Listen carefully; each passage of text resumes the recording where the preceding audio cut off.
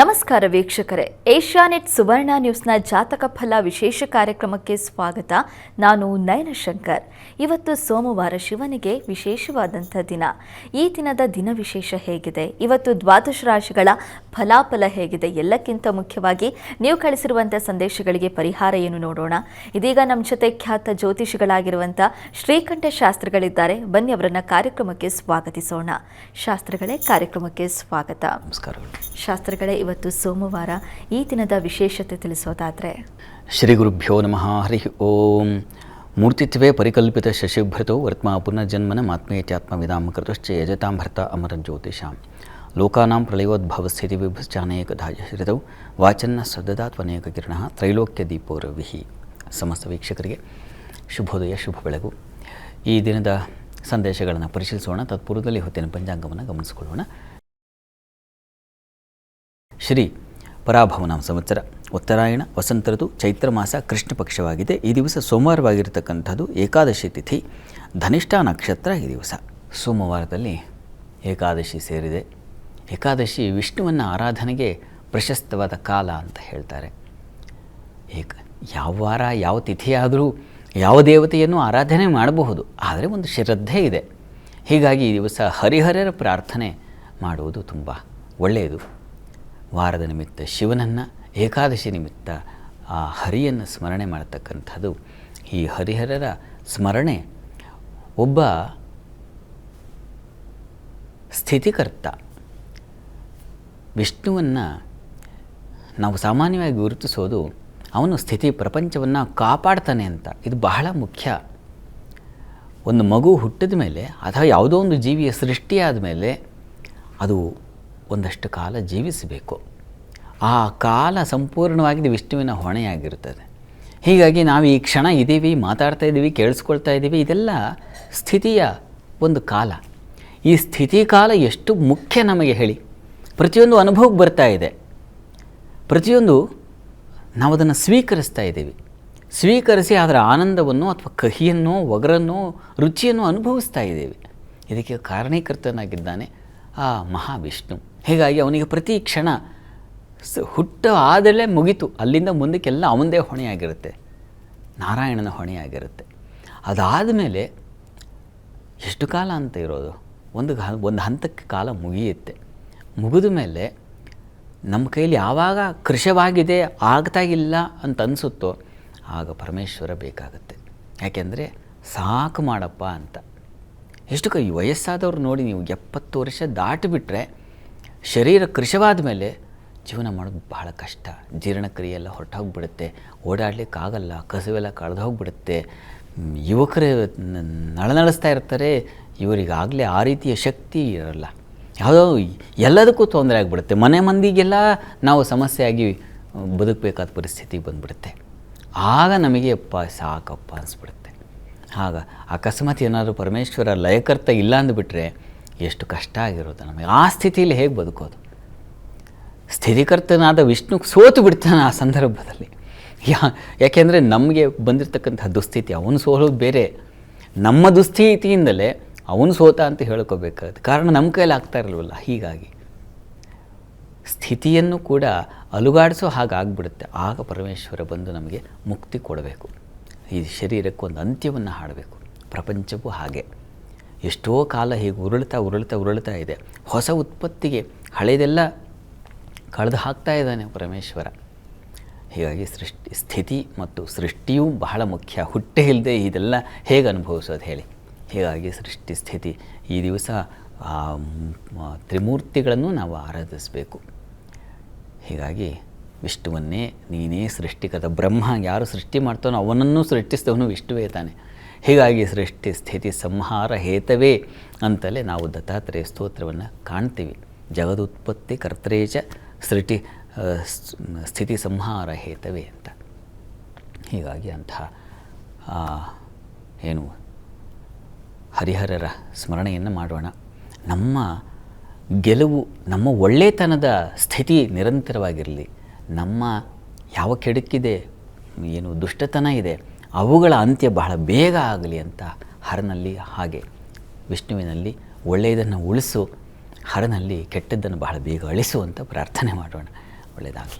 ಖಂಡಿತವಾಗ್ಲೂ ಶಾಸ್ತ್ರಿಗಳೇ, ಇವತ್ತು ಏಕಾದಶಿ ಇದೆ. ಇವತ್ತು ನನಗೆ ಅರ್ಥವಾಗಿದ್ದು ಏನು ಅಂದರೆ, ಯಾವುದು ಇರಬೇಕು ಯಾವುದು ಅಳಿಬೇಕು ಅನ್ನೋದರ ವ್ಯತ್ಯಾಸವನ್ನು ನಮಗೆ ಇವತ್ತು ತಿಳಿಸ್ಕೊಟ್ಟಿದ್ದೀರಾ. ಆ ವಿಷ್ಣು ಹಾಗೂ ಶಿವನ ಒಂದು ಮಹತ್ವವನ್ನು ತಿಳಿಸ್ಕೊಟ್ಟಿದ್ದೀರಾ. ನಮ್ಮ ಸ್ಥಿತಿ ಮತ್ತು ಲಯಕ್ಕೆ ಕಾರಣವಾಗಿರುವಂಥ ಹರಿ ಮತ್ತು ಹರನನ್ನು ಇವತ್ತು ಪ್ರಾರ್ಥನೆ ಮಾಡಬೇಕು ಅನ್ನೋದನ್ನು ತಿಳಿಸ್ಕೊಟ್ಟಿದ್ದೀರಾ ಶಾಸ್ತ್ರಿಗಳೇ. ಈಗ ವೀಕ್ಷಕರು ಕಳಿಸಿರೋ ಸಂದೇಶಗಳನ್ನು ನೋಡ್ತಾ ಹೋಗೋಣ. ಮೊದಲನೇ ಸಂದೇಶವನ್ನು ಮಂಗಳೂರಿನಿಂದ ಗಣೇಶ್ ಅವರು ಕಳಿಸಿದ್ದಾರೆ. ಗಣೇಶ್ ಅವರ ಜನ್ಮ ದಿನಾಂಕ 6/11/2008. ಹುಟ್ಟಿದ ಸಮಯ ರಾತ್ರಿ 8:30. ಮುಂದಿನ ವಿದ್ಯಾಭ್ಯಾಸ ಮತ್ತು ಭವಿಷ್ಯದ ಬಗ್ಗೆ ತಿಳಿಸ್ಕೊಡಿ ಅಂತ ಪ್ರಶ್ನೆ ಕೇಳಿದ್ದಾರೆ ಶಾಸ್ತ್ರಿಗಳೇ. ಗಣೇಶ್ ಅವರ ಪ್ರಶ್ನೆ ವಿದ್ಯಾಭ್ಯಾಸ ಹೇಗಿದೆ ಅಂತ, ಮುಂದೆ ಹೇಗಿದೆ ಅಂತ. ಹೌದು ಶಾಸ್ತ್ರಿಗಳೇ. ಜಾತಕ ನೋಡೋಣ. ನೋಡಿ, ತಮ್ಮ ಜಾತಕವನ್ನು ಪರಿಶೀಲಿಸಿದ್ದು ವೃಷಭ ಲಗ್ನವಾಗಿದೆ. ಲಗ್ನದಿಂದ ಪಂಚಮಾಧಿಪತಿ ಬುಧ, ಅವನು ಷಷ್ಠದಲ್ಲಿದ್ದಾನೆ, ಮೌಢ್ಯನಾಗೂ ಇದ್ದಾನೆ. ಹೀಗಾಗಿ ಪಂಚಮ ಬುದ್ಧಿಯ ಅಧಿಪತಿ ಏನಾದರೂ ವೀಕ್ ಆಗಿಬಿಟ್ರೆ ಬಹಳ ಕಷ್ಟವಾಗುತ್ತೆ, ಬದುಕು ನಡೆಸೋದು ಕಷ್ಟ ಆಗಿಬಿಡುತ್ತೆ. ಇಷ್ಟೊತ್ತು ಹೇಳಿದ್ನಲ್ಲ, ವಿದ್ಯಾಸ್ಥಿತಿವಂತಿಕೆ ಬೇಕು, ಬದುಕಿನಲ್ಲಿ ಸ್ಥಿತವಂತರಾಗಬೇಕು, ಸ್ಥಿತಿಯಲ್ಲಿ ಅಂದರೆ ಇರುವು ಒಳ್ಳೆಯದಾಗಬೇಕು ಅಂತಂದರೆ ಬುಧನ ಅನ್ನೋ ನಿಮಗೆ ಬೇಕಾಗಿದೆ. ಆ ಬುಧ ವೀಕ್ ಆಗಿದ್ದಾನೆ. ಹೀಗಾಗಿ ವಿಷ್ಣುವಿನ ಪ್ರಾರ್ಥನೆ ಮಾಡಿ ವಿಷ್ಣು ಸನ್ನಿಧಾನಕ್ಕೆ ಹೋಗಿ ಬರ್ತಕ್ಕಂಥದ್ದು ಯಥಾಶಕ್ತಿ ಯಥಾಮತಿ. ನೀವು ಆ ರಂಜನೆ ಇತ್ಯಾದಿ ಎಲ್ಲ ನಿಮ್ಮ ಮನಸ್ಸಿಗೆ ಸೇರಿದ್ದು. ಒಬ್ಬೊಬ್ಬರು ಒಂದೊಂದು ರೀತಿಯಲ್ಲಿ ಬುಧನ ಆರಾಧನೆಯನ್ನು ಮಾಡಲಿಕ್ಕೆ ಸೂಚಿಸ್ತಾರೆ. ಅದೆಲ್ಲ ನಾವು ದ್ರಾವಿಡ ಪ್ರಾಣಾಯಾಮ ಮಾಡಬೇಕಾಗಿಲ್ಲ. ಅಂದರೆ ಒಂದು ಸರಳವಾಗಿ ನಿಮ್ಮ ಯಥಾಶಕ್ತಿ ಯಥಾಮತಿ ನಿಮಗೆ ಹೇಗೆ ಅನಿಸುತ್ತೋ ವಿಷ್ಣು ಸಹಸ್ರನಾಮ ಹೇಳ್ಕೊಳ್ಳೋದ್ರಿಂದ ಇದು ವಿಷ್ಣುವಿಗೆ ಸಮರ್ಪಣೆ ಮಾಡುವ ತುಳಸಿಯ ಪತ್ರೆಯೂ ಆಗುತ್ತೆ. ಪತ್ರಂ ಪುಷ್ಪಂ ಫಲಂ ತೋಯಂ, ತುಂಬ ಸರಳವಾದ ದಾತನೇ ಹೇಳಿಬಿಟ್ಟಿದ್ದಾನೆ. ಹೀಗಾಗಿ ಬುಧನಿಗೆ ಪ್ರೀತಿ ಪಾತ್ರವಾಗಿರ್ತಕ್ಕಂಥ ಉತ್ತರಾಣಿ ಕಡ್ಡಿ ತಗೊಳ್ಳಿ. ಇಲ್ಲಿಂದ ಆ ಕಡ್ಡಿಯನ್ನು 25 ತುಂಡು ಮಾಡಿ, ಒಂದೊಂದೇ ತುಂಡನ್ನು ಅಲ್ಲಿಗನ ವಿಷ್ಣು ಸನ್ನಿಧಾನಕ್ಕನ್ನು ತಗೊಂಡು ಹೋಗಿ ನೀವು ಅಲ್ಲಿ ಬಿತ್ತನೆ ಮಾಡಿ ಎರಚಿ. ಇದೆಲ್ಲ ಸುಮ್ಮನೆ ಪ್ರಾರಬ್ಧ. ಇದೆಲ್ಲ ಯಾವುದು ನಮಗೆ ಅನುಕೂಲವೋ ಆ ರೀತಿಯಲ್ಲಿ ನಾವು ಭಗವಂತನ ಸ್ತುತಿ ಮಾಡೋದು, ಅವನ ಅನುಗ್ರಹ ಉಂಟಾಗೇ ಆಗುತ್ತೆ. ಹೀಗೆ ಕೂತಲ್ಲೇ ವಿಷ್ಣು ಸಹಸ್ರನಾಮ ಹೇಳ್ಕೋತೀನಪ್ಪ, ಇನ್ನೊಂದರ ಆಲೋಚನೆ ಮಾಡಿದೆ ಅಂದರೆ ತುಂಬ ಒಳ್ಳೆಯದು. ಬಟ್ ಬೇಕು, ಅದನ್ನು ಮಾಡಿ. ಅದರಿಂದ ನಿಮಗೆ ಬುದ್ಧಿ ಖಂಡಿತ ಚುರುಕಾಗುತ್ತೆ, ಉನ್ನತ ಶಿಕ್ಷಣದಲ್ಲಿ ಹೆಚ್ಚಿನ ಅನುಕೂಲ ಉಂಟಾಗುತ್ತೆ. ಹೀಗಾಗಿ ತಪ್ಪದೇ ವಿಷ್ಣು ಪ್ರಾರ್ಥನೆ, ವಿಷ್ಣು ಸನ್ನಿಧಾನದಲ್ಲಿ ವಿಶೇಷ ಸೇವೆ ಇತ್ಯಾದಿ ನಿಮಗೆ ಯಾವುದು ಹಿತ ಅನಿಸುತ್ತೋ ಆ ಸೇವೆ ಮಾಡಿಸಿ, ಒಳ್ಳೆಯದು. ಸರಿ ಶಾಸ್ತ್ರಿಗಳೇ, ಮುಂದಿನ ಸಂದೇಶವನ್ನು ಬೆಳಗಾವಿಯಿಂದ ಲಕ್ಷ್ಮಿ ಅವರು ಕಳಿಸಿದ್ದಾರೆ. ಲಕ್ಷ್ಮಿ ಅವರ ಜನ್ಮ ದಿನಾಂಕ 3/2/2000. ಹುಟ್ಟಿದ ಸಮಯ ಬೆಳಗ್ಗೆ 9:38. ಮದುವೆ ಜೊತೆಗೆ ಕೆಲಸದ ಬಗ್ಗೆ ತಿಳಿಸ್ಕೊಡಿ ಅಂತ ಪ್ರಶ್ನೆ ಕೇಳಿದ್ದಾರೆ ಶಾಸ್ತ್ರಿಗಳೇ.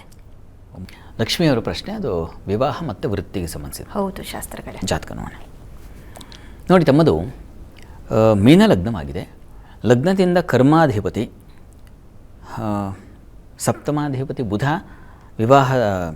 ವಿವಾಹದ ಅಧಿಪತಿ ಬುಧನಾಗಿದ್ದಾನೆ, ಕರ್ಮಾಧಿಪತಿ ಗುರುವಾಗಿದ್ದಾನೆ, ವೃತ್ತಿಯ ಅಧಿಪತಿ ಚೆನ್ನಾಗಿದ್ದಾನೆ. ದ್ವಿತೀಯದಲ್ಲಿ ಧನಸ್ಥಾನದಲ್ಲಿ ಇರೋದು ಬಹಳ ಒಳ್ಳೆಯದು, ತೊಂದರೆ ಇಲ್ಲ.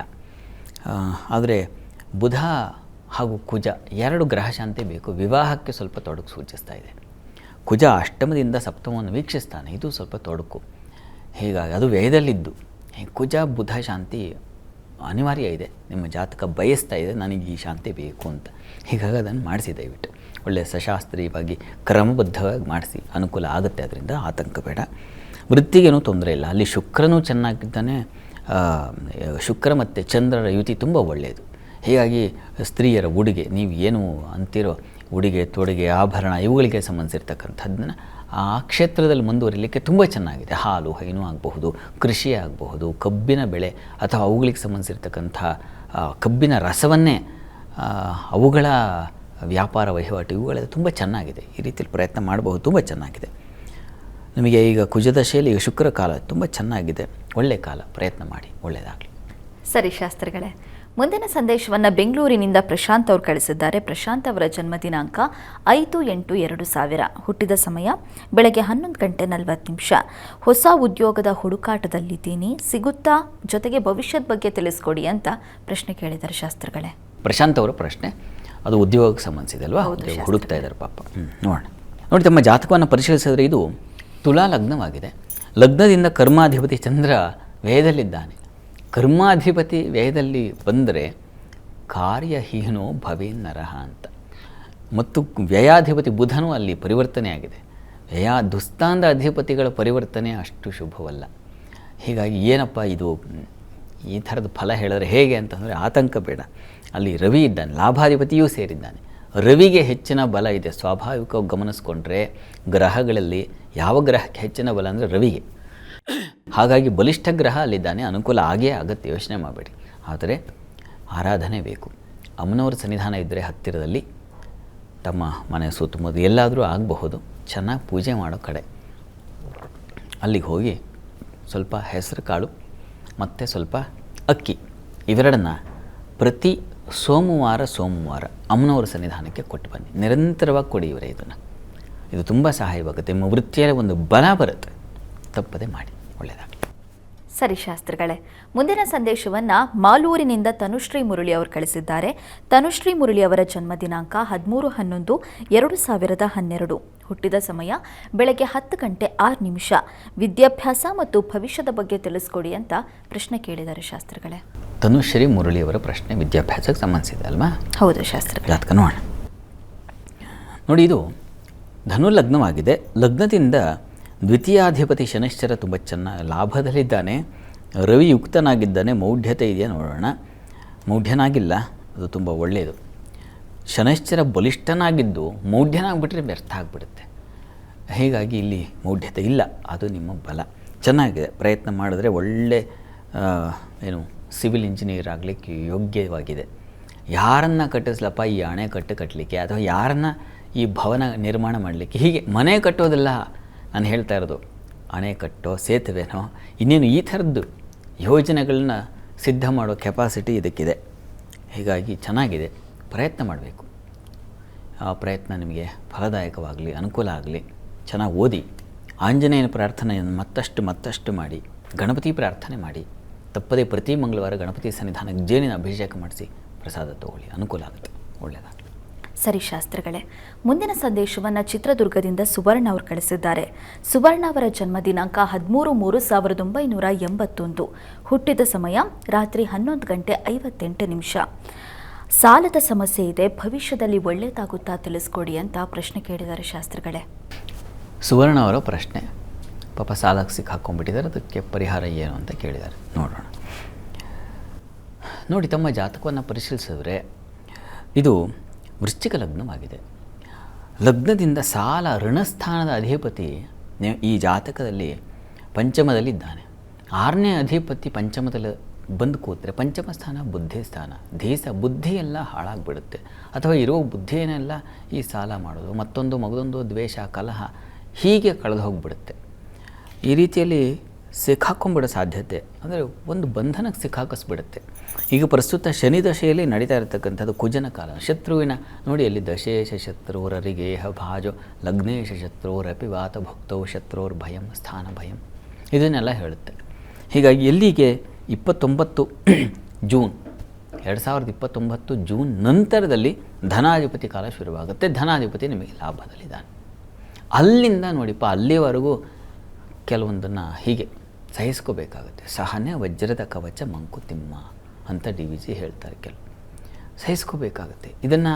ಅಥವಾ ಇನ್ಯಾವುದೋ ಒಂದು ಸಮಸ್ಯೆ ಇದ್ದಾಗ ಧೃತಿಗೆಡದೆ ಅದಕ್ಕೆ ವಿರುದ್ಧವಾಗಿ ನಾವು ಸವಾಲಾಗಿ ಸ್ವೀಕರಿಸೋದನ್ನು ಹೇಗೆ ಅದನ್ನು ನಿಭಾಯಿಸೋದು, ಸಂಪಾದನೆ ಮಾಡೋದು ಹೇಗೆ, ಹೆಚ್ಚಿನ ಸಂಪಾದನೆ ಹೇಗೆ, ಪ್ಯಾರಲಾಗಿ ಇನ್ನೇನು ಮಾಡಬಹುದು, ಇದ್ರ ಜೊತೆಗೆ ಹೀಗೆ ಮಾಡ್ತಾ ಇರೋ ಕೆಲಸದ ಜೊತೆಗೆ ಇನ್ನೇನು ಮಾಡಬಹುದು, ಹೀಗೆ ಯೋಚಿಸಬೇಕು.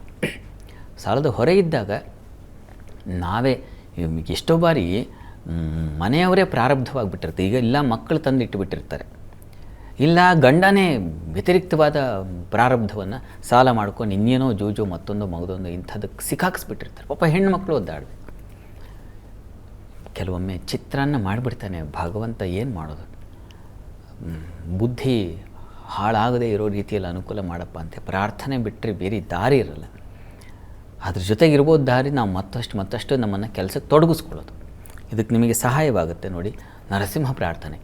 ಅಲ್ಲಿ ಕ್ರೂರಗ್ರಹೈ ಪೀಡಿತಾನಾಂ ಭಕ್ತಾನಾಂ ಅಭಯಪ್ರದಂ ಶ್ರೀ ನರಸಿಂಹಂ ಮಹಾವೀರಂ ನಮಾಮಿ ಋಣಮುಕ್ತಯೇ. ಈ ಮಂತ್ರವನ್ನು ಪ್ರತಿ ದಿವಸ ಹೇಳ್ಕೊಳ್ಳಿ.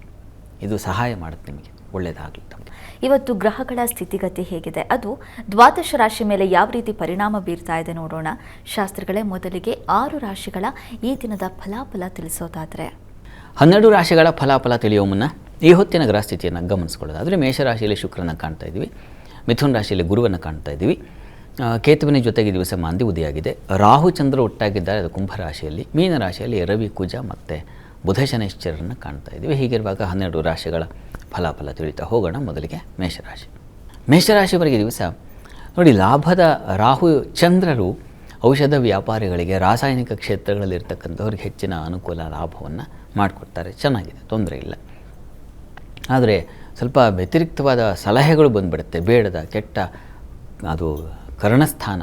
ಹೀಗಾಗಿ ಬೇಡದ್ದೆಲ್ಲ ಕಿವಿಗೆ ತುಂಬಿಕೊಳ್ಳೋ ಪರಿಸ್ಥಿತಿ ಬಂದುಬಿಡುತ್ತೆ. ಹೆಣ್ಮಕ್ಕಳಿಗೆ ಅವ್ರ ಮನೆ ವಿಚಾರ, ಇವ್ರ ಮನೆ ವಿಚಾರ, ಹೀಗೆಲ್ಲ ಬೇಡದ್ದು ಬಂದು ಸೇರಿದ್ರೆ ಕಿವಿಗಳು ಇಂದ್ರಿಯದ ಮೂಲಕ ಹೃದಯ ಕಲುಷಿತವಾಗುತ್ತೆ.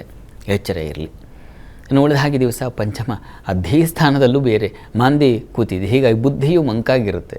ಹೀಗಾಗಿ ಕೆಟ್ಟ ಆಲೋಚನೆಗಳು ಬೇರೆ, ಬುದ್ಧಿ ಮಂಕಾಗಿರೋದು ಬೇರೆ. ಹೀಗಾಗಿ ಅವ್ಯವಸ್ಥೆ ಉಂಟಾಗುತ್ತೆ ಈ ದಿವಸ. ಸ್ವಲ್ಪ ಹುಷಾರಾಗಿರಿ. ಇನ್ನೊಬ್ಬರ ವಿಚಾರ, ಇನ್ನೊಬ್ಬರ ತಂಟೆ, ಇನ್ನೊಬ್ಬರ ಒಳ್ಳೆಯದಲ್ಲ. ಈ ದಿವಸ ಎಚ್ಚರಿಕೆ ಬೇಕು. ಉಳಿದ ಹಾಗೆ ದಿವಸ ಸಂಗಾತಿಯಿಂದ ಸ್ವಲ್ಪ ಮಟ್ಟಿಗೆ ಅನ್ಯೋನ್ಯ ಸಾಮರಸ್ಯ ಕಾಣ್ತೀರ. ವ್ಯಾಪಾರಿಗಳಿಗೆ ಹೆಚ್ಚಿನ ಅನುಕೂಲ ಇದೆ. ವ್ಯಾಪಾರದಲ್ಲೋ ಕೆಲಸದಲ್ಲೋ ನಿಮ್ಮನ್ನು ಮಗ್ನರಾಗಿರಿಸ್ಕೊಳ್ಳೋದು ಬಹಳ ಒಳ್ಳೆಯದು. ಪ್ರಾರ್ಥನೆಗೆ ದಿವಸ ಆಂಜನೇಯನ ಪ್ರಾರ್ಥನೆ ಮಾಡಿ. ಇನ್ನು ವೃಷಭ ರಾಶಿಯವರಿಗೆ ಈ ದಿವಸ ವೃತ್ತಿಯಲ್ಲಿ ಸ್ವಲ್ಪ ಕಹಿ ವಾತಾವರಣ ಇರುತ್ತೆ. ಹೆಣ್ಮಕ್ಕಳಿಗೆ ಬೇಡದ ವಿಚಾರಗಳು, ಬೇರೆಯವರ ವಿಚಾರಗಳು, ಆ ಕೆಲಸದ ಒಂದು ನಿಮ್ಮ ಕೆಲಸದ ವಾತಾವರಣ ಹಾಳು ಮಾಡಬಹುದು. ಹುಷಾರು.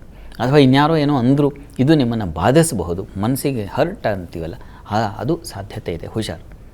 ಉಳಿದ ಹಾಗೆ ದಿವಸ ಲಾಭವೂ ಇದೆ. ರಾಜಕಾರಣದಲ್ಲಿ ಮತ್ತು ಸರ್ಕಾರಿ ಕ್ಷೇತ್ರಗಳಲ್ಲಿರೋರಿಗೆಲ್ಲ ಲಾಭದಾಯಕವಾಗಿದೆ.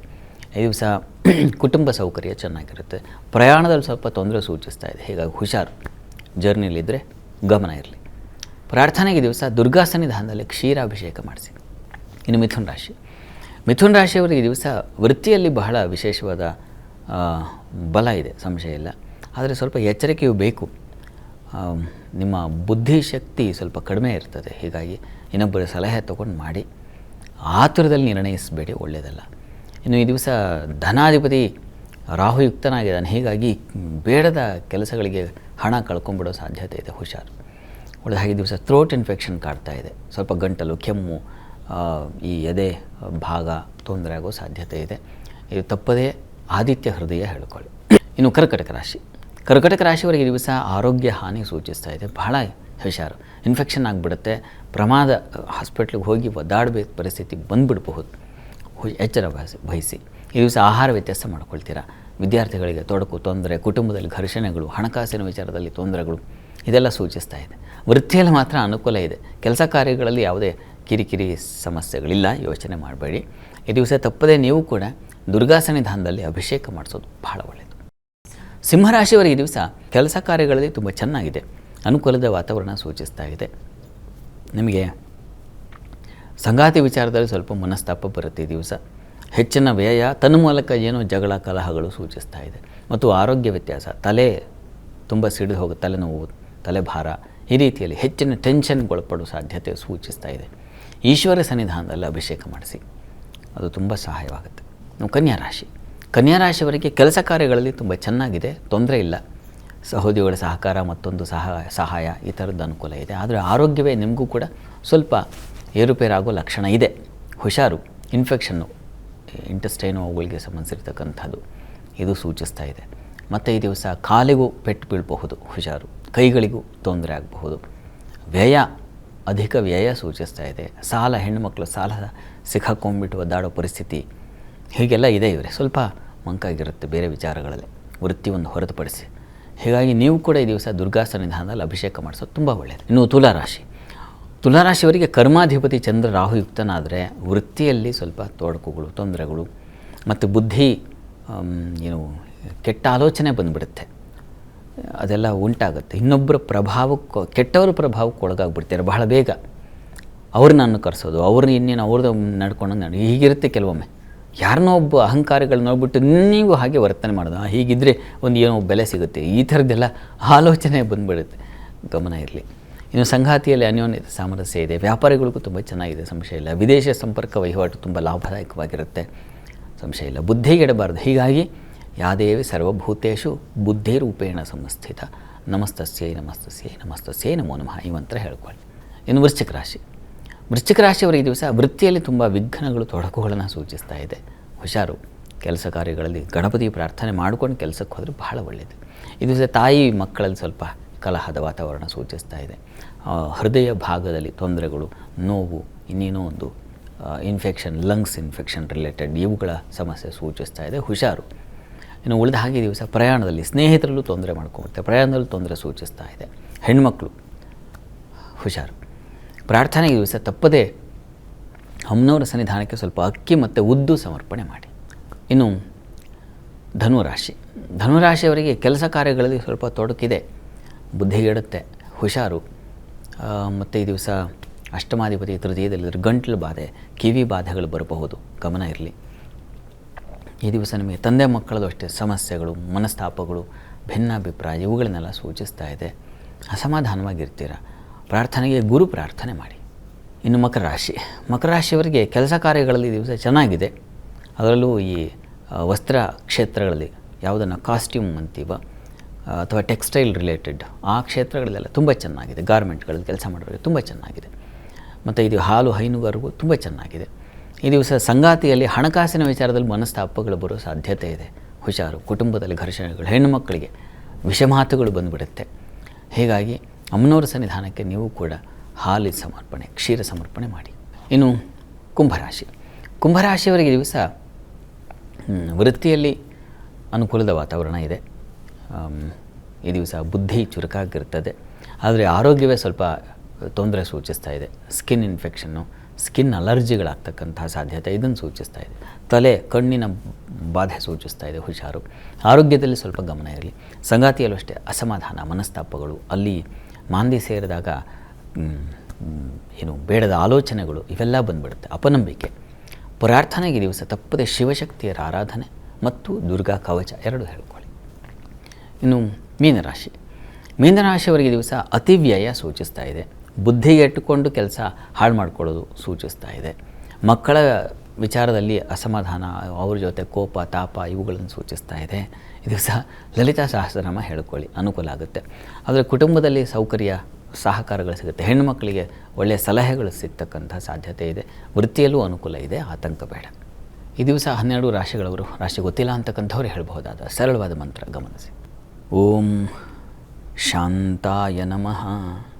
ಈ ಮಂತ್ರ ಹೇಳ್ಕೊಳ್ಳಿ, ಮನಸ್ಸಿಗೆ ಸಮಾಧಾನ ಸಿಗುತ್ತೆ. ಶಾಸ್ತ್ರಿಗಳೇ, ಈ ದಿನದ ದಿನ ವಿಶೇಷತೆ, ದ್ವಾದಶ ರಾಶಿಗಳ ಫಲ ಹಾಗೆ ವೀಕ್ಷಕರ ಸಂದೇಶಗಳಿಗೆ ಪರಿಹಾರ ತಿಳಿಸಿದ್ದೀರಾ. ಧನ್ಯವಾದಗಳು ಶಾಸ್ತ್ರಿಗಳೇ. ಸರ್ವೇ ಜನಾಃ ಸುಖಿನೋ ಭವಂತು, ಸಮಸ್ತ ಸನ್ಮಂಗಳಾನಿ ಭವಂತು. ಎಲ್ಲರಿಗೂ ಶುಭವಾಗಲಿ. ವೀಕ್ಷಕರೇ, ಇದಾಗಿತ್ತು ಇವತ್ತಿನ ಜಾತಕ ಫಲ ವಿಶೇಷ ಕಾರ್ಯಕ್ರಮ. ನೇರ, ದಿಟ್ಟ, ನಿರಂತರ ಸುದ್ದಿಗಾಗಿ ನೋಡ್ತಾ ಇರಿ ಏಷ್ಯಾನೆಟ್ ಸುವರ್ಣ ನ್ಯೂಸ್.